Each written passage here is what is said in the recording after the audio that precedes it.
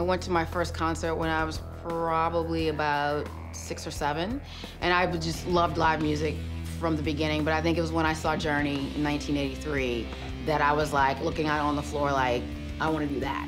I don't even know what that is, but I want to do that. And I was just figuring out how to get there, how to do it, whatever that was. And then finally I kind of fine-tuned it, like I wanted to do audio. I knew that's the kind of direction that I wanted to go in. It was literally just finding where to go to school to learn how to do that. I found my way to Full Sail. One day I was listening to 98 Rock, because I grew up in the Baltimore, Washington area. And it was an ad, they were doing the Dreams Across America tour, and it was like, do you want a job in the music industry, you know, whatever the tag was. I just remember hearing all the talk of dreams, and I mean, I just got sucked in. So I called 1-800-CAN-ROCK and, you know, set up to come and see the, you know, the whole open house. And then it was just a matter of like, oh, I don't think I can afford it. And I think what the sort of turning point where I really got off my ass, so to speak, was I went to go see Rush. And sort of my ritual was I'd go see the band, and then they always have a tour book. And it talks about how the record was made and what's behind it, the meaning, da-da-da.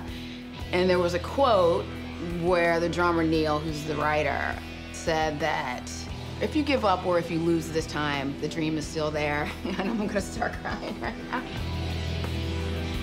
It just struck such a chord with me. And a dream is only over if you give up or if it comes true. And that, like, I'm out of here.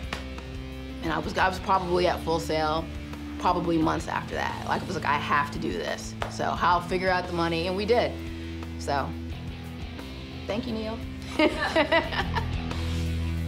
What I love most about being on tour is definitely the travel, because we've been everywhere. I love this being somewhere different every day. It doesn't get boring. I mean, I've worked with the Eagles. I've worked myself for Christina Aguilera. I've worked for Van Halen. I've tour managed Sublime, Queen Latifah. I've been lucky. I've worked for certain people for stretches of time, which is great. And Aerosmith, I forgot about those guys. What I'm working on right now, I work for the Eagles. I'm the production coordinator for the tour, so I'm basically the production manager's assistant. We've got one more leg to do next year in Australia, and I don't know what I'm doing after that. What I'd like to do is Rush.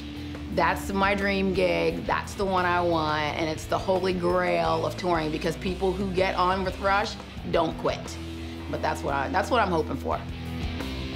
None of this is lost on me. I still get excited. I love when the house lights drop and everybody goes wild. I mean, that's probably my favorite part of the show, is just seeing the excitement that people have.